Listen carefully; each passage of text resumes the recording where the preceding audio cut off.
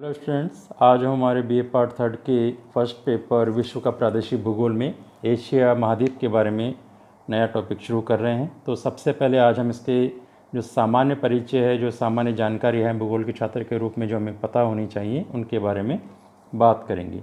तो सबसे पहले बात करते हैं एशिया महाद्वीप का नाम एशिया कैसे पड़ा। तो जो एशिया नाम है वो बहुत प्राचीन है और इसका विकास अलग अलग तरीके से समझाया गया है। यूनानी इसे उनके पूर्व में स्थित क्षेत्र के लिए इस्तेमाल करते थे और ऐसा माना जाता है कि यह असीरियन शब्द असु, जिसका शाब्दिक अर्थ ईस्ट या पूर्व है, उससे बना है। पहले यह नाम यूनानी व रोमन लोगों द्वारा अनातोलिया के लिए और फिर भूमध्य सागर के पूर्व में स्थित ज्ञात क्षेत्र के लिए काम में लिया गया। और आधुनिक समय में जब पश्चिमी देशों के लोग खोजकर्ता दक्षिण और पूर्वी क्षेत्रों में पहुंचे, तब यह नाम पूरे क्षेत्र जो वर्तमान एशिया है उसके लिए काम में लिया जाने लगा। तो इस प्रकार एशिया महाद्वीप का नाम पड़ा। अब यहाँ हम अध्ययन की दृष्टि से एशिया को कई भागों में बांट देते हैं। जैसे उत्तरी एशिया जो हरे रंग से दर्शाया गया है, जो सबसे बड़ा भाग है, और उसके नीचे है सेंट्रल एशिया, मध्य एशिया, जिसमें कजाकिस्तान, किर्गिस्तान आदि जो अन्य देश हैं छोटे छोटे, जो सोवियत संघ के विघटन के बाद उनका विकास हुआ। और उसके नीचे गहरे हरे रंग में है जो मिडल ईस्ट है, खाड़ी देश हैं, पेट्रोलियम उत्पादन के जो देश हैं वो आते हैं। ईरान, इराक, सऊदी अरब, कुवैत, यूएई आदि देश इसमें शामिल हैं। और पीले रंग में दर्शाया गया है जो दक्षिण एशिया का भाग है, जिसमें पाकिस्तान, भारत, नेपाल, भूटान, श्रीलंका, बांग्लादेश आदि देश हैं। और जो नीले रंग से है उसमें पूर्वी एशिया का भाग है, इसमें चीन, कोरिया, जापान ये क्षेत्र आ रहे हैं। और लाल रंग में दक्षिण पूर्वी एशिया में आपके जो Cambodia, Vietnam, Thailand, Indonesia, Malaysia, Philippines, इस प्रकार के ये देश शामिल किए जाते हैं। अब हम बात करते हैं जो इसका विस्तार है महाद्वीप का। जैसा कि हम जानते हैं कि एशिया महाद्वीप पूरे विश्व में सबसे बड़ा महाद्वीप है। तो ये कितने क्षेत्र पर फैला हुआ है? ये पृथ्वी के क्षेत्र की बात करें, जो सतह है उसका 9% कवर करता है। और अगर स्थल मंडल की बात करें तो स्थल भाग का 30% क्षेत्र पर एशिया महाद्वीप फैला हुआ है। और इसकी जो अक्षांशीय और देशांतरीय विस्तार है वो है, जो अक्षांशीय विस्तार है दक्षिण में 10 डिग्री दक्षिण से 78 डिग्री उत्तरी अक्षांश तक इसका विस्तार है। यहाँ हम देखें,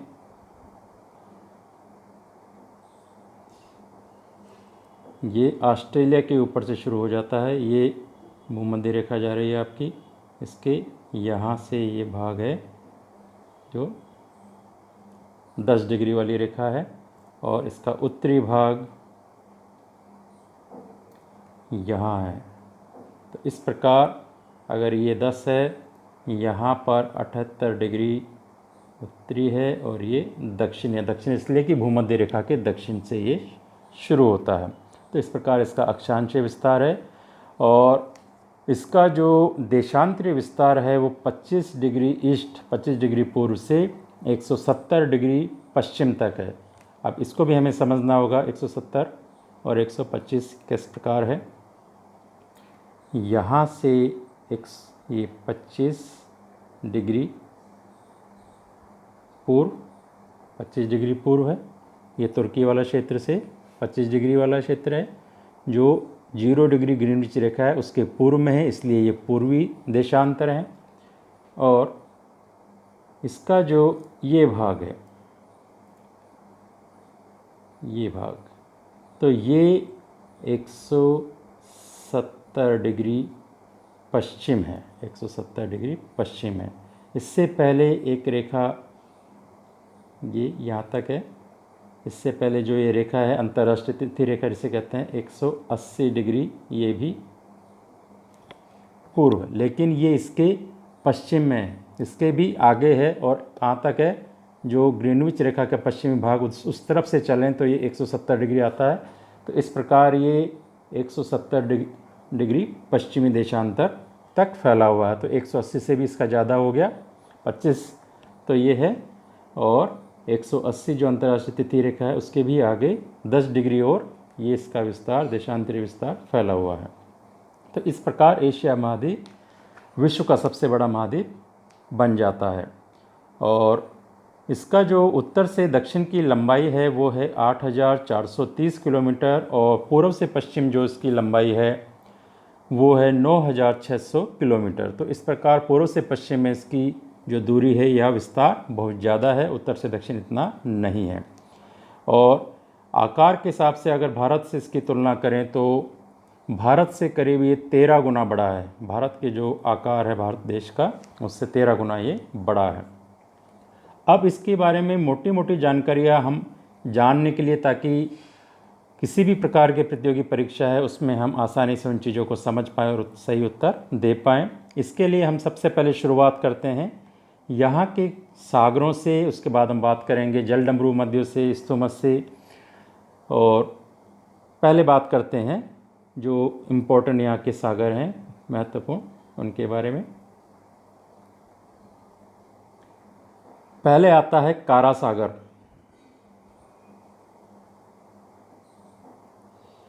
यहाँ मैं बना रहा हूँ, ये कारा सागर है।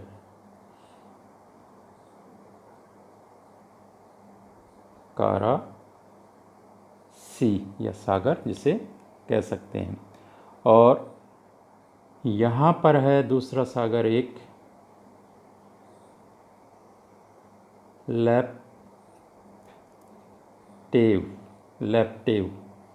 लेप्टेव सागर है। और बेरिंग सागर यहाँ, इन दोनों के बीच में ये भाग एशिया का है, सबसे पूर्वी भाग, और इसके बाद यहाँ से शुरू हो जाता है आपका उत्तरी अमेरिका का। इन दोनों के बीच में जो सागर है यहाँ पर, ये आपका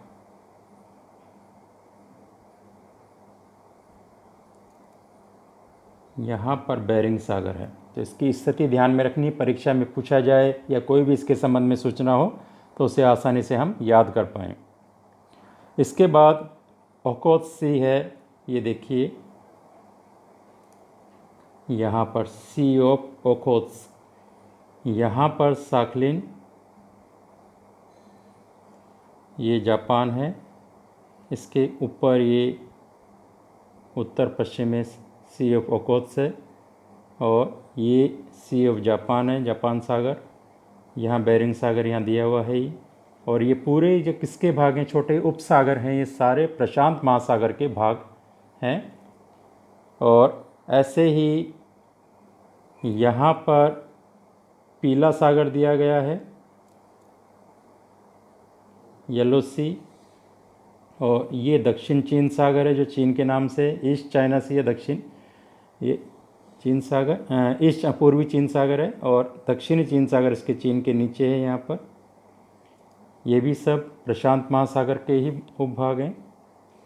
इसी तरह से यहाँ हम देखें,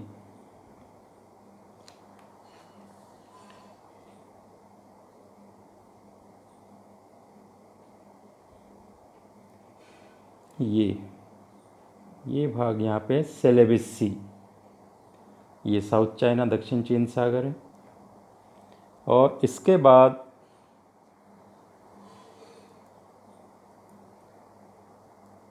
यहाँ पर हम आ जाते हैं हिंद महासागर की तरफ।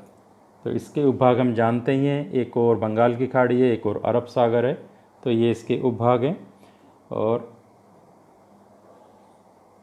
यहाँ देख सकते हैं, ये यहाँ पर लाल सागर है। लाल सागर की स्थिति ये है, ये अदन की खाड़ी है। यहाँ पर यमन और सोमालिया के बीच में ये अदन की खाड़ी है, और ये फारस की खाड़ी है। तो इस प्रकार मुख्य जो जलराशियाँ हैं, जो उपभाग हैं सागरों के, महासागरों के, उन्हें हमें याद रखना है।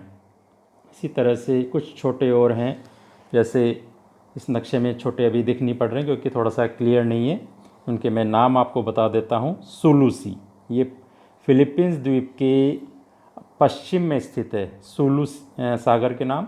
और एक है बांदा सागर, ये सेलेबिस जो आइलैंड है उसके पूर्व में है। और एक है फ्लोर्स सागर, ये है सेलेबिस के दक्षिण में।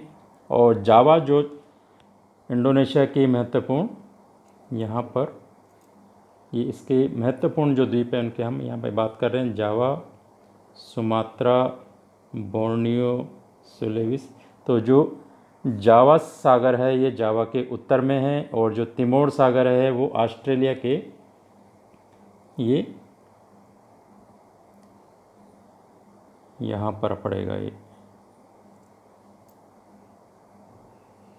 तिमोर सागर।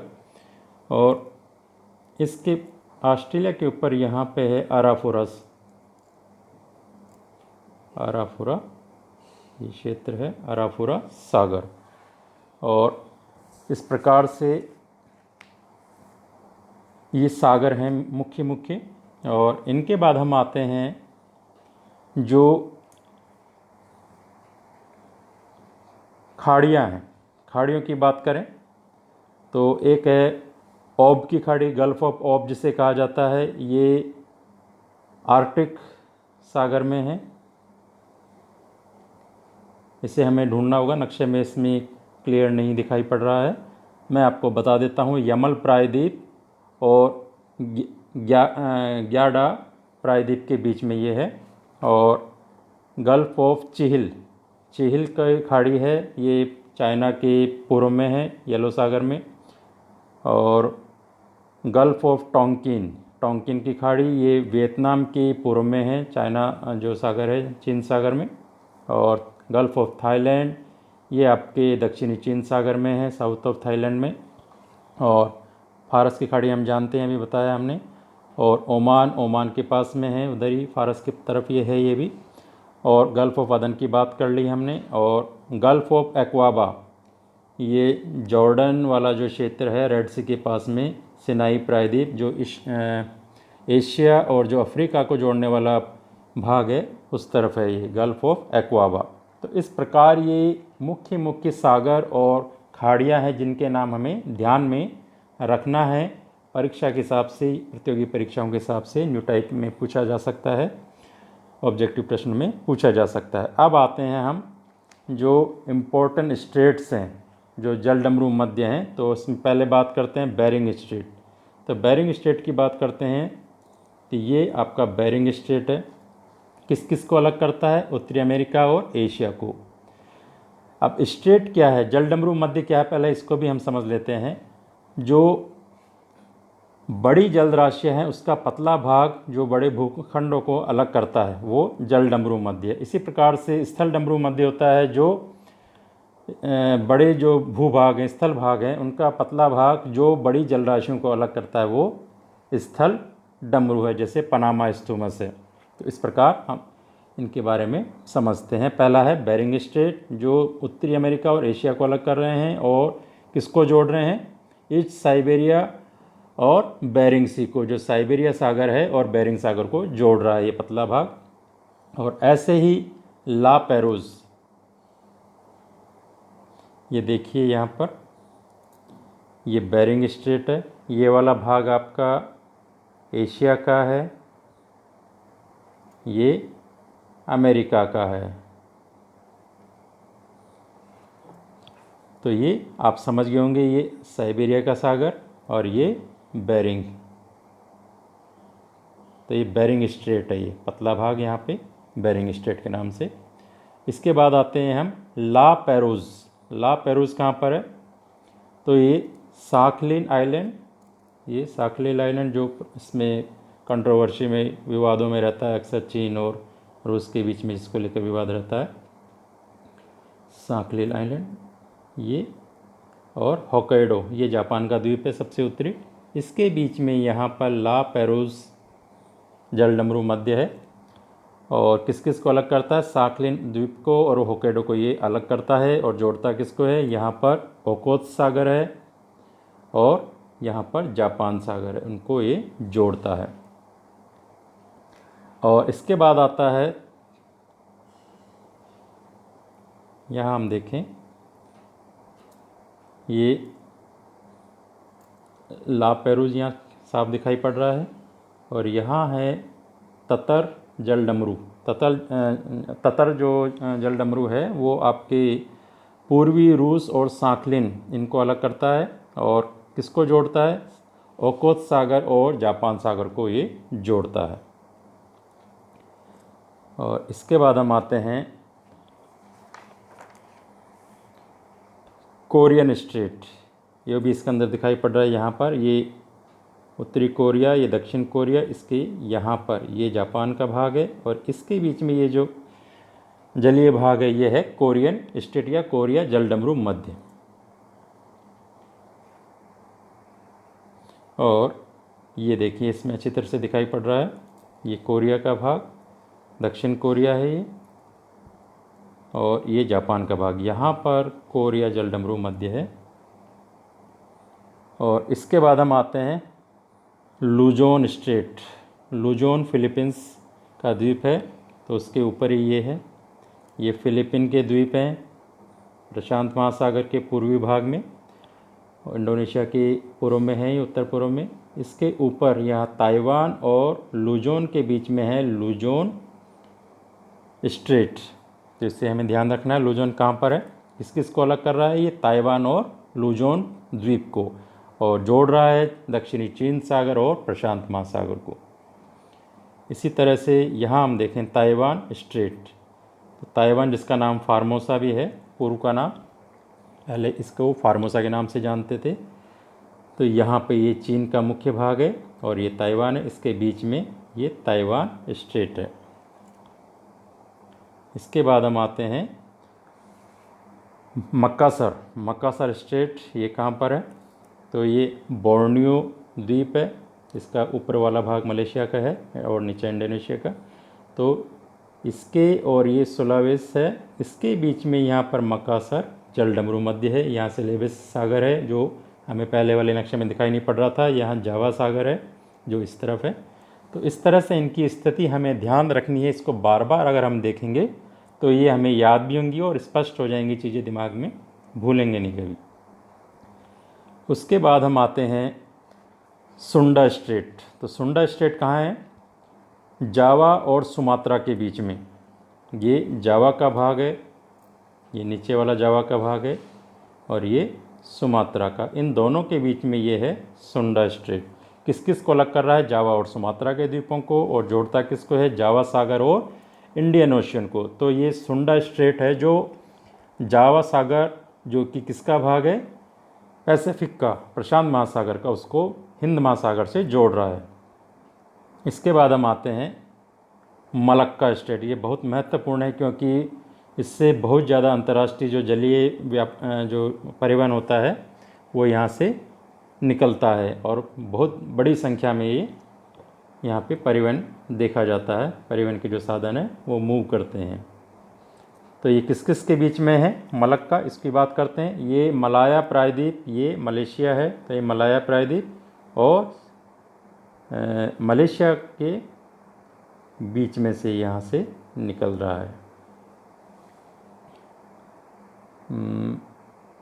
नहीं, मलाया नहीं, ये मलाया प्रायद्वीप, सॉरी, और ये जो सुमात्रा है, ये जावा है और ये सुमात्रा, इन दोनों के बीच में से, इसको मैं दोबारा बताता हूँ स्पष्ट।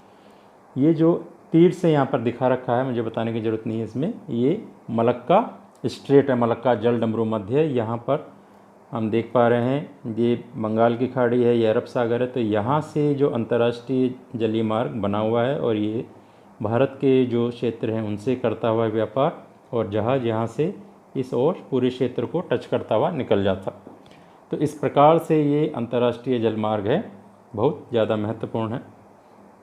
और किस किस को ये जोड़ रहा है, जावा सागर को और बंगाल की खाड़ी को। इसके बाद हम आते हैं जोहोर स्ट्रेट।